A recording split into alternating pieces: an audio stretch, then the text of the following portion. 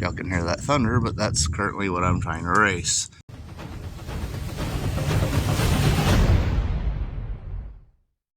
Welcome back to Horseplay Motoring. So if you are new here, I am Pat.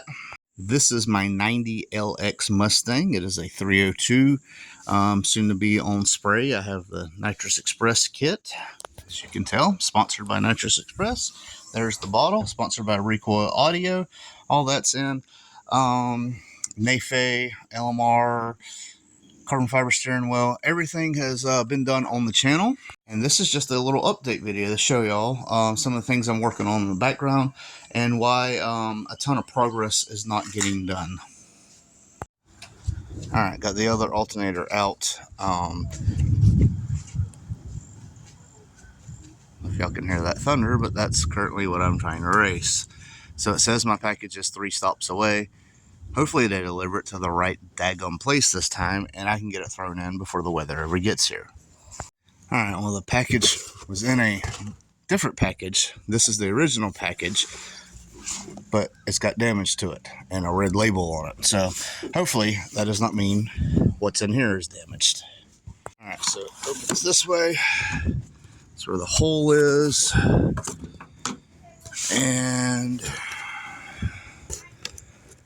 it actually looks like everything's alright. It looks like it was just one of the ears that kind of went through. I'll get it out and get a better look at it.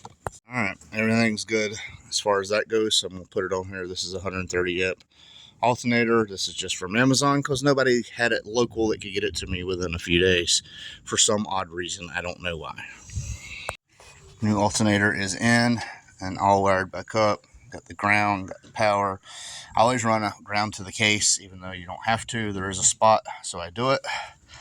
And everything's hooked up over there. So now I'm going to do another test and make sure that this alternator is not indeed pulling amperage. Alright, got it hooked up. There's no voltage like there was before. There was a positive voltage. I'm going to bring it over to the amps. Now I got it on the amp draw, and we have 0. So that fixed the issue. Realized afterwards when I did the test I didn't have the positive battery post hooked up to make sure that there was getting no feedback. I hooked that up, the results are still the same. We're still good. Something else I wanted to show y'all. The car progressively got worse as I would drive it like around the block testing it. And it looks like yeah, it's probably been making that belt slip for a little bit or something. It makes a noise when you spin it. Can't really hear it on camera, but there's like a clicking noise that the other one does not make. The other one spins freely and does not make a clicking noise. So, yeah. Sucks because I might take that off anyway because I don't need it for... This is not where the diodes are. The diodes are in here. But that's a pretty good regulator, and it's a Motorcraft one. So, I'm going to take that off, probably, because this is not a core. I don't need it as a core. One thing on the aftermarket one, this spade is not as wide as it is on mine, and it don't just pull off, I guess. So I had to take snips and open that wider so I could get my wire on. So this is the only part of the alternator I know a little bit about, is the regulator, the way it rides on these right here. And you can tell that one's wore pretty good. But the way this works is when you take it out, these things are spring loaded and they push against the contacts there. And basically when you're trying to install it, they're just flopping around. You have to push them in. There's a hole there. You put a pin through it and it holds them down. You can install this and then you pull the pin, and what that'll do is spring them out where they make contact with the two copper parts there. So now I have a Motorcraft regulator just in case the other one goes bad. So now that my electrical woes are taken care of, everything else tested out good, so I can put in all my fuses, hook up Alternator X. I will retest and make sure that nothing is drawing from them. But yeah, that'll be a day when I catch a break in the rain because it's fixed to start pouring. So I'm just trying to just wanted that alternator in so that wouldn't hold me up. But so far everything seems good. I'll get back with you, I don't know, whenever I get a break in the rain, but for you it'll be just as fast. So one of the things that give these SVE control arms a bad rep is these bushings right here. They fell. Now these are like they're like a synthetics type bushing. I guess they tried something new. They thought it was going to be super good, but it's super stiff. And what happens is it just breaks. LMR had a revised bushing for these, which is a solid rubber bushing, which is plenty for what I'm using. And that's what I'm putting in now. But I just wanted to show you all the difference in the two bushings here. This goes more, meets the middle. There's no space. And then this is hard. Can you hear the difference? This one's very hard, like a hard plastic. This one's rubber. It gives, and it don't degrade like that. Yeah, I think the factory rubber bushings on the car now has lasted 30-something years. So rubber's not terrible. All right, so I got it in. Even had sleeves that match these bushings, so they're in. So now I have SVE control arms. These are rated up to 400 horsepower. I've heard of horror stories in the beginning, but like I said, most of it stems from these synthetic bushings right here that are supposedly later on these was redone anyway, but by then the reputation was so bad that there wasn't much they could do. They switched them out to urethane. Like I said, these are the solid rubber ones from LMR. They don't carry them anymore. Nobody even has. These are SVE or SR Performance, depending on who you buy them from. These are used, obviously. You can tell how beat up and stuff they are, but they was given to me, so this is what I'm going to put on. I had the same exact control arms on my 97. I did nitrous hits. I did all kind of stuff. Never had an issue out of them, so I'm not that worried about it. Like I said, I never plan to break more than 450.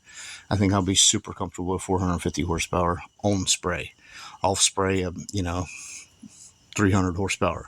So something like that. I do have to get this cleaned up, and then hopefully soon I can get these installed. 3 days later. Guys, I don't even know where I left off. So I got the bushings in the control arms. Everything's pressed. These should go in soon. It's just it's been raining, and the way it rains is it splatters all over the place. I have to move my car over, or I got to figure something out. Yes, the mess is still here. This is all in the same span of videos. But I am waiting on a package. UPR sent me out a little something to help with the engine here, and I also have a Simpson, something like that, but it's a GPS unit that is the default GPS unit for the NexgenEfi. So I'll have speedometer and everything like that, but you can use other GPS systems, but this is the one it defaults and searches for. You don't have to input anything. They sent that out to me, so I get to basically show y'all how this is going to work and how easy and plug and play it is. You do not need the GPS thing, and if you have a newer vehicle and you're just plugging in like your OBD2 with the next gen, it'll read everything how it's supposed to, so you have nothing to worry about there. There are some pins that I have to tap into on my original gauge cluster harness, fuel level, turn signals, brights, things like that. All of that can be displayed on the gauge, which I think is freaking awesome for a digital dash. This is a 7-inch $500 screen that, like I've showed before, the 4-inch screen, or what is it? No, excuse me. This is a 7-inch screen for $500. The Holly is a 5-inch and don't have all the capabilities this have, because Holly screen works with Holly. This NexgenEfi works with Haltech. It works with Holly. It works with Dominator. It works, which is still Holly, but it'll work with Terminator X, Terminator X Max, Dominator. Let's see. I think he just did Hondata. It works with that. It works with, like I just said, your OBD2, so you can get off of that. But I'm extremely excited to get this installed, but I'm still waiting on stuff, and I'm really trying to refrain from hacking up my factory dash harness. So this is not going to be a super eventful video, just showing you what I have, what's going to go on the car. When I do the lower control arms, or the rear control arms, lower and upper, I have another product from UPR, the Torque Box Reinforcement Kit. So I'm really eager to get that installed. I don't want to wait around until it's too late. That's what my friend did. He had one sitting on the shelf for quite a while, and he ended up tearing his out before he installed it. I don't want to get to that. Not that I'm thinking I'm going to be pushing that much power, but these are known to fail at pretty stock levels, and this car will be on nitrous, and this car is 30-something years old. So yeah, it's not going to be a fun time if that happens. My welder, I bought a little welder and I was practicing with it, but something's just not, it's not feeding the wire right. I don't know anything about welders. I'd really like to get a stick welder, but who knows. Anyway, when this product comes in, I will finish out this video.